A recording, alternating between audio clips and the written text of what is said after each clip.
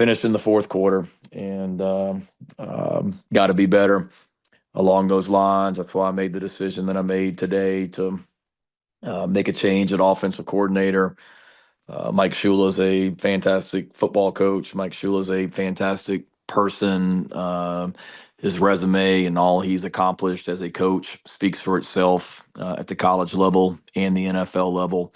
I just uh, made the decision that I made last December to promote him, and believed it was the right decision for a lot of reasons, as I spoke about at the time, and frankly, it just hasn't worked like I wanted it to work.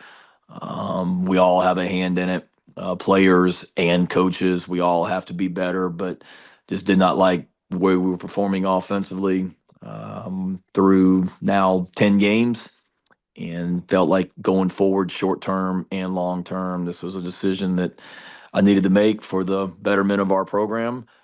Um, this we're people. I know no one wants to hear it. We're not far off. We have been in the fourth quarter of games against multiple teams this year that are college football playoff contenders, and we're right there. And I expect to have this team back in the mix for a college football playoff berth, just like we were last season. And I expect to have this team in that mix soon. It obviously won't be in 2025, but in order for us to get where we want to go, we need to elevate and take another step from an offensive standpoint. It's not just about this season. We haven't been consistent enough from an offensive standpoint the last few years, and there's another level of play that we can get to offensively, and it's my job to do that. And today was the first step along those lines. So wish Mike well. He handled it like the class individual and human being and pro that he is, and understood, and wish him well going forward. I have not met with the players today. I met with talked to the quarterbacks and met with some guys individually, but the players were off today. We have a team meeting tomorrow morning at 8, and then I'll talk more about the situation with those guys tomorrow. Any questions that you guys have? Shane, it's Dave. Who is going to be the play caller going forward? I'm not going to get into that right now, David. I haven't even met with our football team yet. I'll talk with our team tomorrow and talk about our plan of attack going forward. We've got a capable offensive staff with those coaches that are in there right now. It'll be a collaborative group effort putting together the game plan over the next couple weeks. And in regards to who's calling plays on game day, that's something we'll get into at a different time. And Hey Shane, also, it's Jack. oh, Oh, sorry. go ahead, help. Go ahead. Hey Shane, it's Jack. Was this more of just your decision? Was it anything to do with Jeremiah having input, or was it mutual? This was 100% my decision. 1 billion% my decision, Jack. I reached out to Jeremiah this morning and had a great conversation with him, but this conversation was not initiated or anything from anyone else but me. Shane, uh, what stopped you from making this decision either after the LSU game or at any other point this season? I think every situation is different. Every week is different. As a leader, as the leader of this program, I make the decisions that I feel are best at that time. And at that time, I've made the decision that I did with Lonnie previously, and not Mike, and then Mike today. There's different reasons for that, but in the end, I make the decisions that I feel are best at that time. Shane, Dave again. Looking back on it, was there one thing that Mike's game plan just didn't translate over into the games? Are you talking about overall, or are you talking about last night, David? Overall. No, I wouldn't say that. Again, I'm aware of what the game plan is each week. I'm in a lot of those offensive staff meetings. I'm in every quarterback meeting. I know what's being called on the headset, and I saw the preparation each week. But at the end of the day, you're judged on what happens on Saturday, and we haven't been efficient and productive enough on Saturdays. And it's not, if there was something with the game plan that I didn't like going into it, I would certainly speak up. But we need to look at everything that we're doing schematically for sure, personnel wise. For sure. I mean, there's a lot of plays last night too. I mean, we all have a hand in this, and there's a lot of plays last night where there were open receivers that the ball didn't get to for whatever reason, whether it be decision making or protection or throw, whatever it may be. So we all have to coach better. I wouldn't say there's one thing in regards to the game plan. It's just on Saturdays there's a 9 game body of work here in the 2025 season that I just did not see us progressing collectively and individually at a rate that I thought was good enough. Hey, Shane, after firing Coach Teasley, firing Coach Shula, I don't know, but I can only imagine you'll be afforded so many opportunities to make decisions like these. How important is it to get some wins on the board before it could be your name on the chopping block? Well, what do you think, Jared? I don't know. Okay, well, I think that's kind of a speaks for itself. This is a bottom line business, and right now we're not good enough, and I think you understand that. As I told our coaching staff today, it may seem like an eternity ago that we won 6 games in a row and beat Clemson, and we thought we were getting in the college football playoff. And it wasn't that long ago. And we're not that far away from being back in that mix. And what my focus is right now is putting together a game plan, one, to go get better this week during the bye week, and two, figured out a way to go compete and perform better against A&M, against a bunch of kids that are playing their butts off right now and playing with great effort and are really hurting. Hey, Shane, it's Jack again. I'm sure when you promoted Mike to OC last December, it probably felt like the obvious move, right? But when you look back at it now with the sample size and just how the offense has regressed, is there any part of you that maybe regrets not looking more externally to see what else was out there? And do you feel like when you make the next hire at OC, is that an approach you're going to take? I think in regards to last year, I mean, hindsight being 2020, Jack, certainly when I made the decision that I did, it wasn't just a rash decision the day that, we had an opening for offensive coordinator. It was something that I was thinking about throughout the season that whether regardless of whether we had a coordinator opening or not, I wanted to keep Mike Shula around on our staff because he was a very valuable member of our staff in 24. And when we had that opening, it wasn't I know it was a quick decision to hire Mike, and it was the right thing to do at the time. There was continuity. There was continuing down the road that we were on. It was building on the way we finished last season. It was a relationship with Lenoris. It was his experience in the NFL. I absolutely felt it was the right thing to do for those reasons, and stand by that. Did not know, that we wouldn't progress like we have, and that's the disappointing part. Going forward again, I'll make the decisions that are best to elevate the program. But certainly, there's a lot to this. This will be an attractive opportunity for someone that we've got a really talented group of. We got a talented roster on offense that's young and. There were a bunch of true freshmen on that field last night that are going to continue to get better. This is a unbelievable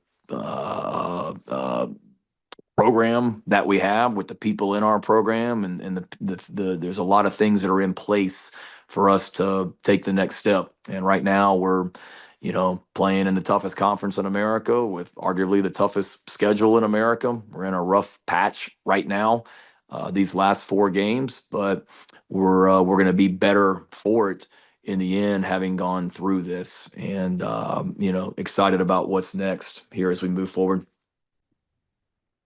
Shane, Dave again. When you guys get together as an offensive staff to start planning what you're going to do for A&M and then the future, how much will you be involved in designing the plays? Will that be the new play callers, or just how will that work in kind of maybe even getting a whole new plan for these last 3 games? Yeah, every week, David, I have a hand in everything that we're doing as the head football coach. I don't, go in one room and not go in the other room and be surprised by what we're doing on Saturdays. I'm meeting regularly with coordinators and helping to put together the plan each and every week and going into A&M and the rest of the season, that will be no different. And as we go into the A&M game, it's looking at how we can be better and how we can help our players play better because they did not they did not play well last night on offense, and there's a lot of good last night, don't get me wrong, but overall we did not play well enough on offense, and that goes back to coaching. And we got to help these guys be better in all three phases, and that's my job as the head coach, and whatever it takes to help us do that is what I'll do. Hey Shane, it's Hale. Is there going to be any consideration to opening up the competition at quarterback, or are you committed to being Lenore's show the rest of the way this season? No, I believe in Lenoris, and certainly we all need to be better. There's no question about it, and competition's a core value of this program. But Lenoris Sellers gives us a chance to win football games, and it's our job to help him go be better. And Shane, it's John. Along those same lines, Mike was also the quarterback coach. So how much of a role did that play in the decision? Where have you seen Lenore's get better this season compared to last year under Dowell? Knowledge of the offense, certainly being in this system for year three now, the knowledge of what we're doing offensively, the understanding of defenses. Certainly he understands what defenses are trying to do. He understands what we're trying to do better. He's absolutely grown in that area. But yeah, there's different reasons for making these decisions, but as the quarterback's coach and the offensive coordinator, we need to be better as an offense, and we need to help our players play better. Shane, it's Ben. I wanted to ask, when you make a decision like this, do you have to do a quick evaluation of sort of your staff, people's maybe play calling history, offenses they've had a leading hand in, or do you kind of fall back on what you kind of know about them when you hire? What kind of goes into that aspect of it? Are you talking about when you make the hire, Ben? No, when you make the decision to change and you have to get someone else to be a play caller who's currently on staff. Oh, I think I'm understanding you correctly in regards to what happens next going forward. Yeah, like do you have to look at the guys currently on staff and say they have some play calling history, that kind of stuff? Do you? Yeah, I think you look at, the people on staff and we all complement each other in different ways. And you look at every coach on our staff. We've got a bunch of capable and talented coaches in our offensive staff room. And you look at there's a multitude of factors, the positions they coach, who they're working with, how to best get the most out of that offensive staff room and get the most out of the offense. And it's not necessarily play calling experience or not play calling experience. It's what dynamic gives us the best opportunity. And again, it'll be a collaborative group effort on game days, or excuse me, a collaborative group effort throughout the week to put together the game plan. Marquell Blackwell's has experience as an offensive coordinator. Mike Furry is the passing game coordinator here currently. Sean Elliott is the run game coordinator here currently. And we've got a talented group of coaches in that room with those guys, and they're very capable. And I know we need them to be at their best these next 3 weeks, and I know they will be. Shane, it might be too early, but have you had conversations with Lenoris about what his future might hold and where, what he could be doing after this season football wise? Yeah, I mean, I talk to Lenoris regularly, Jordan, about, just life and football and how to help him be better. So certainly we've, discussed there's a time and place for his decisions beyond 2025. Right now, it's helping him and the rest of our team be the best version of themselves these next 3 weeks because, we still haven't played our best football, and we're still chasing that. Shane, Dave again. For the players, is it the same schedule as it was the last bye week? Yes, sir. Gave them today off, and we'll get together Monday, Tuesday, Wednesday. We'll be together as a team, and then they'll be they'll be off Thursday, Friday, Saturday. They need a break physically, mentally. Coaches will continue to work in the office some during the week on A&M and getting better. Also doing some recruiting on Friday, and then everybody will be back in here on Sunday, full speed ahead on A&M. Shane, Hey, it's been Shane. a lot of your time here. Y'all been very successful in the fourth quarter, and that hadn't really been the case this year. Have you been able to put your finger on some of the factors for that? No, it's been very frustrating, John, because you're exactly right. We have been, and very disappointing, and really disappointing last night. I mean, we put so much of an emphasis on it. We always put an emphasis on it, and we put a big emphasis on it this week in practice about the fourth quarter. And all week long, we were talking about we're going on the road and just get it to the fourth quarter and let's find a way to go win it. And we got it to the fourth quarter last night. And when we came together on the 50-yard line, I believe that every single person in that huddle believed that we were going to go, win the football game. And we had a situation there. I think it was about 7 minutes left, and it's 23-14, and we're in field goal range. We got to finish that drive. And 1st and 10, we run the ball for 3 yards. We bring up a 2nd and 7. 2nd and 7, we call a shot play to try and go score something very similar to what we scored on against Oklahoma last season. Something very similar to what Alabama scored on us last week. And we end up they covered it well, and we ended up getting sacked. Bring up a 3rd and long. Now we're out of field goal range. We call a play to try and get back in field goal range, and there's a little bit of a miscommunication between Lenoris and Brian Rowe and the umpire in the middle of the field. And then we have an incomplete pass. And then on 4th down, we've got, I believe it's Dre Jacobs coming wide open on 4th down when I went for it. And we give up a sack on a 2-man rush. And that's just, we didn't finish that drive. That's making plays in the fourth quarter, and we didn't do it. And then we gave the ball back to them. And then on the very first play, we miss a tackle, and it turns into a 50-yard touchdown run. And that's where we got to be better. It's just in the fourth quarter we got to make plays. We got to put our guys in position to make plays. We got to help them throughout the week to be able to go make those plays. And then when it's crunch time like that, we got to execute and we got to perform, and we just haven't done enough of that this season on all three phases. Hey, Shane, it's Jack again. With watching the tape from last night and seeing some of the throws that Lenoris missed on, I mean, there were a few open throws that normally I feel like he would probably be able to make. Is it surprising to you at all that he missed on some of those open throws that he had? Yeah, I mean, because he certainly hit those, and we were just off last night in a lot of ways, Jack. But there were certainly some open receivers last night that we weren't able to connect on, and I've seen Lenoris make those throws, and I don't, he's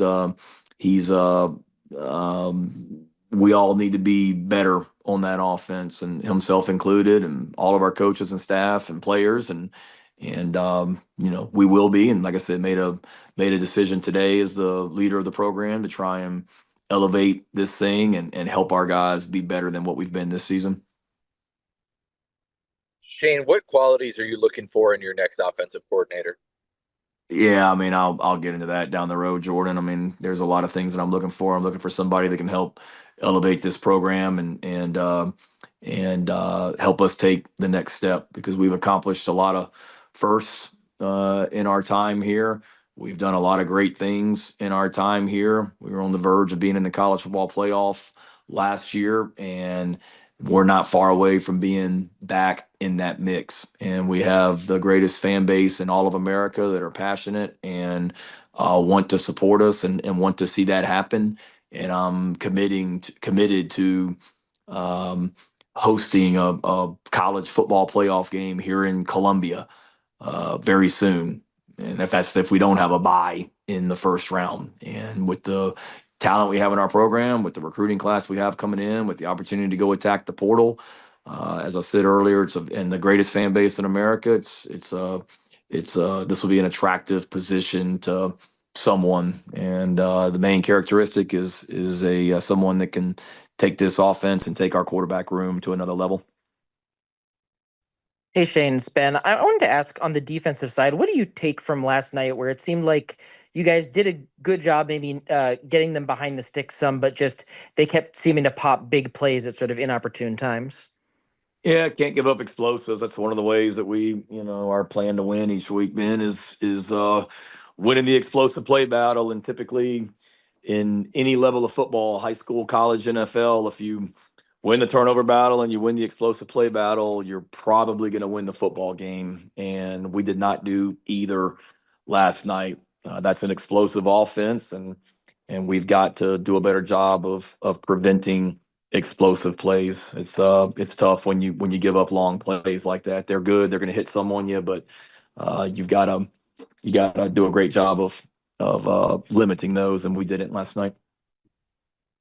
Hey Shane, it's Hale again. A couple recruiting related questions. When you have the staff turnover midseason like that, how does that affect things, and what kind of challenges does that present? And I guess my second question along those lines is the comments Mike Loxley had last week. I would imagine that came across your desk, and just was curious to know what your response was to what he had to say. Oh man, there's a lot of places I like to go with that one, Hale, but I'll just say, really disappointing to see a fellow head coach say that, um, and disappointing to, for someone to insinuate something when the only violation that was committed was him commenting on a prospective student athlete publicly. So I'm sure that Maryland's compliance office and the NCAA are handling that the right way, and I'm sure he'll be held accountable for those comments. But disappointing to see that, and again, wish them well, and but disappointing to see a fellow coach insinuate something like that. And in regards to recruiting with us, it's not ideal, but the recruits that I've talked to on the previous change and the recruits I talked to today are certainly they've been great, and they understand. They watch the games every Saturday. Hale, they know how close we are, and people don't want to hear it. But with these guys that we're recruiting right now, it's not like we're going out and getting beat 42-3 every Saturday. I mean, you turn on the game every Saturday, and it's literally a fourth quarter, and we've got a chance to win it. And what we've been telling these recruits is we're one or two difference makers away, one or two players or plays away in every game from winning. And those guys can be those guys, and they see that, they know that. And the conversations that I had with the guys today, from an offensive standpoint, recruits were, pretty much verbatim. We can't wait to get there, coach. So it's been good.